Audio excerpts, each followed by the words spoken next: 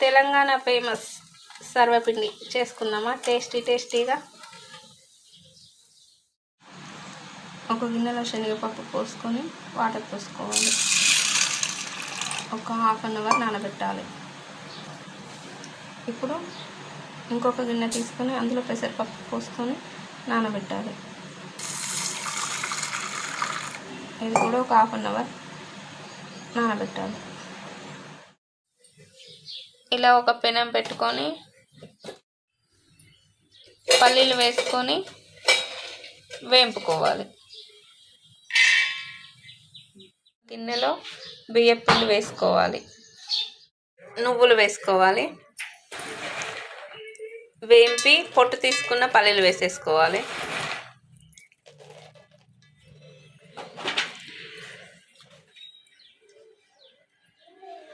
నానబెట్టుకున్న శనగపప్పు వేసుకోవాలి.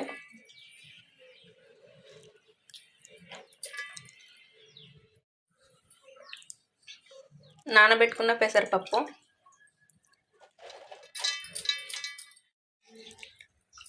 కట్ చేసి పెట్టుకున్న ఆనియన్స్ వేసుకోవాలి.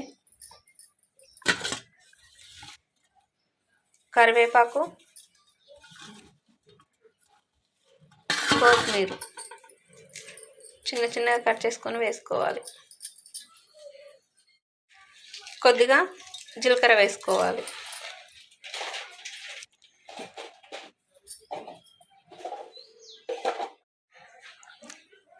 కొద్దిగా కారం వేసుకోవాలి.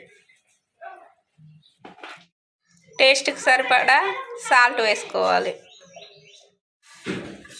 అన్నీ మిక్స్ చేసుకోవాలి.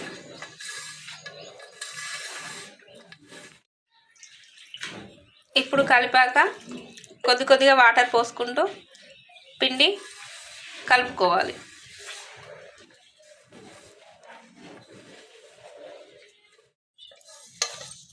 ఇలా ముద్దలాగా చేసుకొని ఒక 5 minutes పక్కన పెట్టుకోవాలి.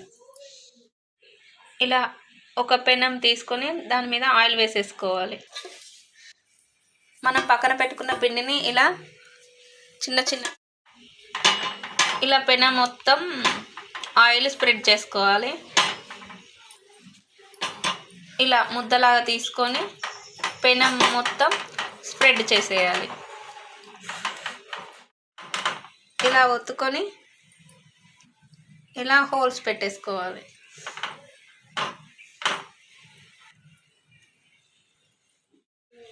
చేసుకున్న హోల్స్లలో ఆయిల్ ఇలా వేసేసుకోవాలి.